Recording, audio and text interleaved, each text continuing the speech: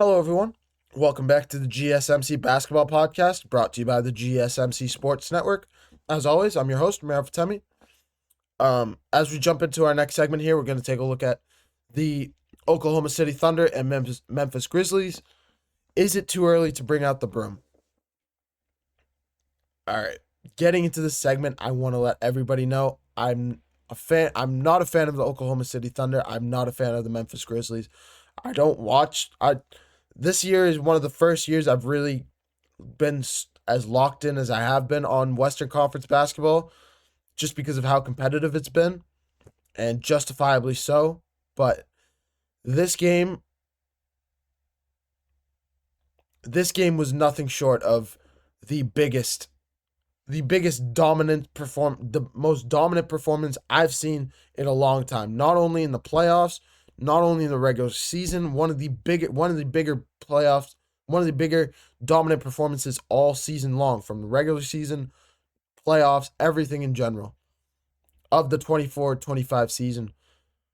The Oklahoma City Thunder finishing this game 131-80, the fifth largest margin of the fifth largest margin in general in a win for the Oklahoma City Thunder in NBA history. And it was with Shai Gilgeous-Alexander shooting 4 for 13 from the field. A game where Shai Gilgeous-Alexander finished with 15 points. And the Oklahoma City Thunder won by 51 points. Put up over 130 points. Yeah, I just want to let that, like, when I did not watch this game live. I will be honest. I believe I was at work at the time. I was at work earlier in the day yesterday, but at my other job. But to see Shai Gilgeous-Alexander struggle in a performance, only get to the line a few times, only shot 6 of 7 from the free throw stripe, finishing with 15 points. And the Thunder winning by over 51 points, finishing with a 51-point finish. Marvin Bagley and Ja Morant being the leading scorers for the Memphis Grizzlies with 17 apiece. Jaren Jackson Jr. was dominated across the board. Finished 2 for 13 from the field, 0 for 4 from 3-point range. Didn't get to the free throw line.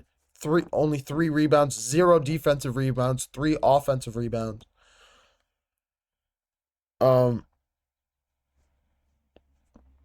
I really think this is just a matchup issue between Jaren Jackson Jr. and Chet Holmgren. I think the height of both of these players, I think it's just the height of Chet Holmgren that's bothering Jaren Jackson Jr.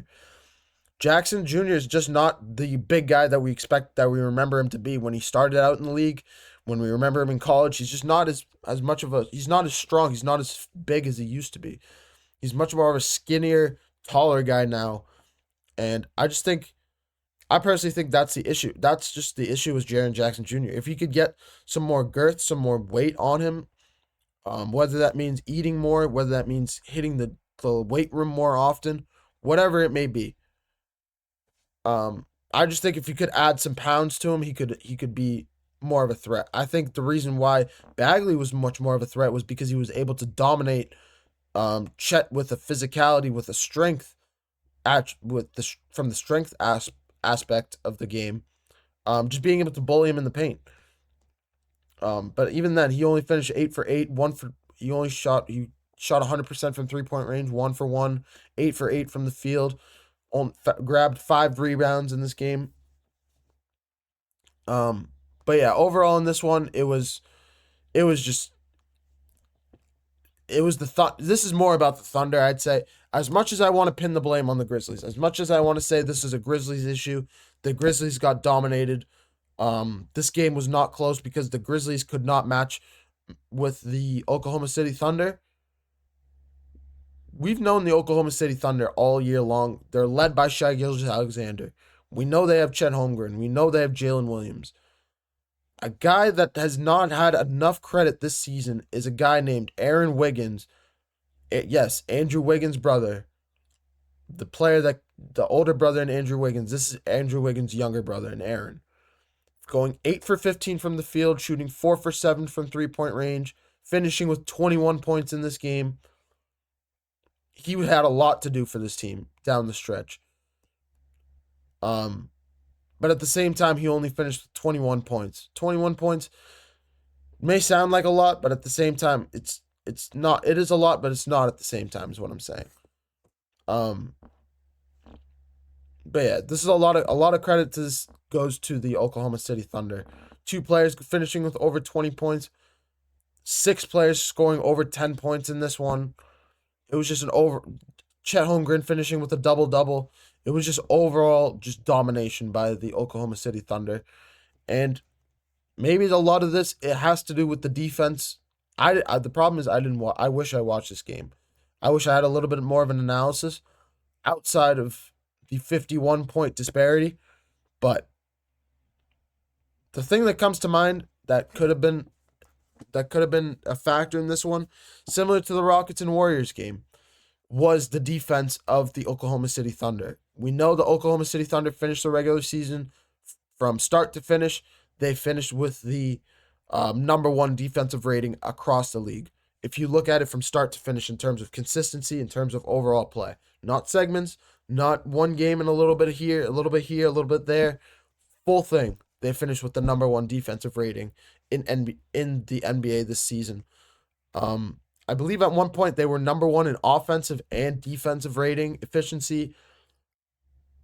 This is one of the better teams in the NBA. We've known this for a while. We've known this since they finished with the number one overall NBA record in the regular season, finishing with over 68, almost 68 wins in the regular season. We just know this Thunder team is great. We know it is. We know how good they are. We know how consistent they are. We know how good Shai Gilgeous-Alexander is. But this is the first time, at least I've seen in the NBA playoffs, where Shai Gilgeous-Alexander has not performed like to his best. And it's come down to the role players to pick up the scraps, come down to Jalen Williams, come down to the Chet Holmgrens, Isaiah Hartensteins, Aaron Wiggins of the world, Isaiah Joes of the world, all these guys. An incredibly deep Oklahoma City team with incredible depth, being able to go 7-man deep that can score over 10-plus points. Very similar to how I talk about the Indiana Pacers. But imagine if the Indiana Pacers had an offensive scorer like Shai Gilgeous-Alexander instead of a facilitator like Tyrese Halliburton. This is the Oklahoma City Thunder team we're talking about here. A team with their leading scorer having one of his worst NBA performances of the season, of the year, of his career. And you leave that game losing by 51 points in a game where their best scorer had probably his worst performance in his playoff career. There's not much else to say, but this is going to be a clean sweep by the Thunder. As much as I love John Morant, as much as I want to say John Morant can keep this series physical, can keep it interesting, as much as I think Desmond Bane is a stud from the outside, being able to shoot the basketball, I just think the difference in this one is going to be the overall play of the Oklahoma City Thunder, the chemistry, the defense that they hold, the overall balanced offense, being able to shoot, having two guys in the interior act like towers, being able to get rebounds. I just don't know where you look if you're a Grizzlies fan. We mentioned this. I remember mentioning this earlier in the show I believe it was last week when I was previewing the series. Taylor Jenkins firing is going to have a major impact on this series. Has had a major impact on this team since he was fired. The Grizzlies were on a 4-game losing streak. Prior to that 4-game losing streak, they were the 2 seed in the Western Conference, a loaded Western Conference, one of the best Western Conferences we've seen in NBA history with how loaded it is top down from 1 through 8. every team having two guys, two superstars, star players, regardless, whatever you want to call it. Two guys on each team that can go out and win games. Two reliable scores, at least big twos is what I'm saying. The Grizzlies were the number two seed in that Western Conference at one point. Going on a 4-game losing streak, not having Ja Morant in the lineup in those 4 games played a big role. I get it. But a coach that's had over 250 wins, had an over 500 winning percentage. I believe it was closer to like 550, 580 winning percentage. A coach that's been there for 6 seasons, that's grown that culture, that's grown this team from the bottom, from the ground up. And you know he's had some struggles in the playoffs, but you cut him off at the knees. You don't even give him an opportunity to perform, to show you what he can do, to show you what this team is able to do when they're fully healthy. You cut him at the knees. You bring in a new guy that's been there. I believe he's been an assistant coach for this team prior to this season, but at the same time, I just throw out my hands because at the same time, look at what the Grizzlies team is now. Going from 2-8, not being able to perform in the NBA playoffs, not having a strong cohesion on the offensive end. It feels like they don't have any chemistry. It feels like they're trying to grow a scheme on the fly, grow this new coach's scheme on the fly, learn everything. And Ja Morant is the leader of this team, so he's going to get all the blame. It's just like, what are we doing here? As a Grizzlies, if I was a Grizzlies fan, I just wouldn't know what to do here. But yes, is it too early to bring out the broom? It is absolutely not too early to bring out the broom. After losing by 50 points with your star player on the other team, with the best player on the other team, the MVP of the NBA, that's had 20 points per game, and I believe over 70 or 80% of his games, he's had over 20% in this during the regular season this year. A guy like that finishing with 15 points, and you lose by 51 points. At one point it was a 56-point lead for the Oklahoma City Thunder. I don't know where you go from here if you're the Memphis Grizzlies. Whatever scheme you had, you have to throw it out the window and go. If you want to have any chance in this series, Game 2 on Tuesday night is a must-win game for you.